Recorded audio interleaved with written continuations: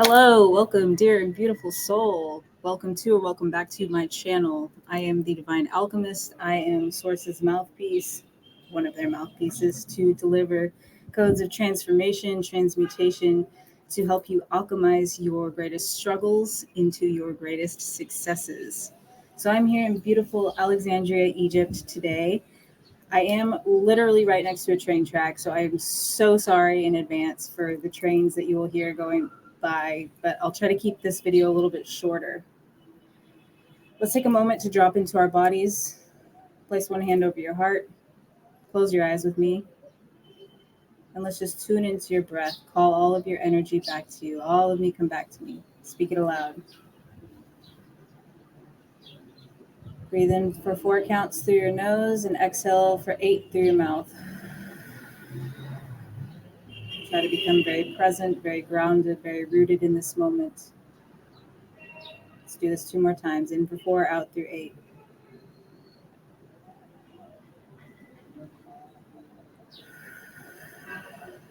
Tune into that big, beautiful heart of yours that's keeping you alive and beating.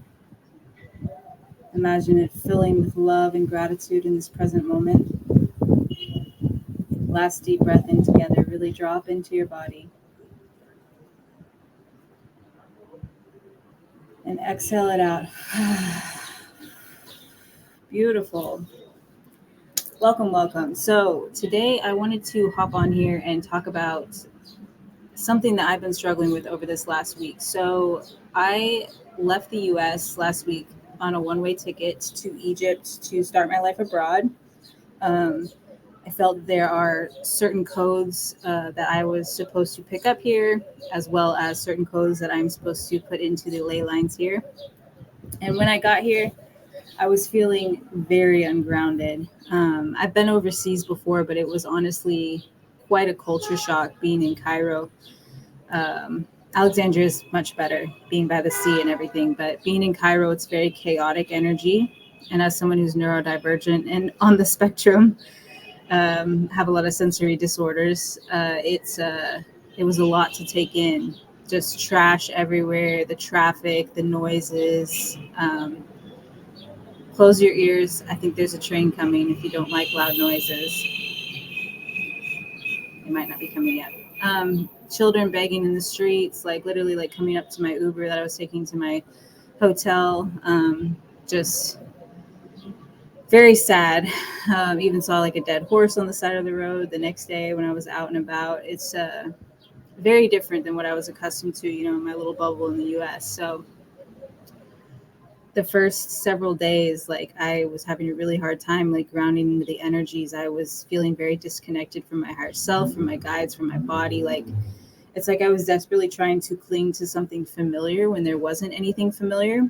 And that was the whole point of this, is to learn how to step outside of my comfort zone, to push myself to grow into the unfamiliar.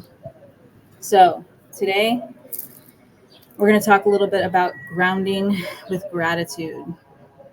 So finally 2 days ago when I got here in Alexandria and I was able to get out by the sea and just feel the fresh air, feel the sea breeze, finally have some nature around me instead of just city and chaos. It was very, very helpful, and I was able to remember why I was here and what I'm doing and how to reground myself. So journaling, immensely helpful. I had all these thoughts running through my head. I was crying every day, sometimes multiple times a day. Like, did I make the biggest mistake of my life coming here? Like, oh my gosh, like I have less than $1,000 to live off of. Like all of the scarcity mindset, all of that was coming up. And I mean, it still does. I'm still dealing with it. But one thing I realized when I got here to Alexandria was that I hadn't been using my throat chakra to speak my truth, and I hadn't been using it to connect. I was feeling very disconnected. I was feeling very isolated and alone. But the truth is, we are never alone, my friends, especially in this beautiful age of technology. Yes, technology has like its downsides, but it also has so many upsides. And the upsides are that we can connect to people all over this beautiful globe at any time. So once I started speaking again and remembered, yes, I am the divine alchemist. I am the conscious creator of my existence. I chose this timeline. No, it may not be the timeline that I saw myself on, a month or two ago, but with each choice I made, I took myself a little bit further from that timeline because I wasn't living in accordance to my highest, truest self in the weeks leading up to leaving. So I put myself on a little bit different timeline, and now I'm dealing with that timeline, which is okay. It's just different.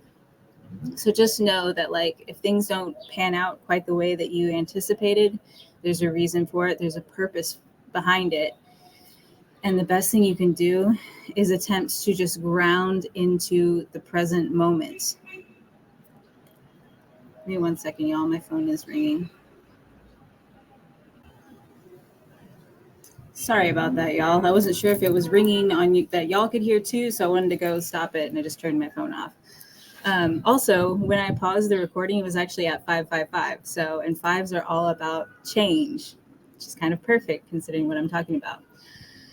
So, if you guys find yourselves on a timeline where you're like, fuck, this is not where I thought I was going to be, this is not where I want to be, and you're feeling very disconnected, very ungrounded, misaligned even, like you can't hear your higher self, your guides, or your body speaking to you, I want to encourage you to find a space that helps you ground again. For me, that's nature. So being by the sea was exactly what I needed.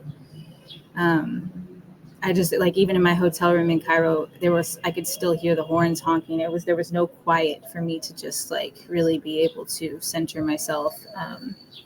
But there's a deep lesson there too, that grounding can't always come from outside of you, that it needs to come from within. And one of the best ways to do that is to focus on what you're grateful for. So I've been practicing that. Like, the accommodations here in Egypt are very far beneath the standards that I would hold in America, especially like in my own home. And like, these are like places that people stay. So that's been interesting. Like, I'm like a very clean person. Like, I don't like, especially my bathroom, I don't like my bathroom to be dirty. And here there's like mold and shit everywhere. So what I've been doing is I've been seeing how many things I can be grateful for. Like, I have a roof over my head. Yes, there's no AC here, but there's a nice, lovely breeze outside. I have a fan in my room, like a box fan and an overhead fan, so it keeps the air circulating. I have internet connection. I have the ability to connect with people around me. I have a bed. I have a shower. I have bottles of clean water and enough money to get a little bit of food. So just like, and I'm by the sea. Like, there's so many things to be grateful for, even in the less than ideal circumstances. So I just wanted to hop on here and kind of do this as the lessons in consciousness for today, is really practicing grounding into gratitude, even when it feels like there's nothing to be grateful for, or even when you're feeling disconnected, because that's going to reconnect you to yourself faster than anything. So I hope this was helpful. If it was, please like, share your story with me, comment, subscribe. I would love to have you here on my channel if you are a newbie and are not already subscribed. I'm sending you all so much love, and this is the channel message that I have for you guys today. Bye-bye.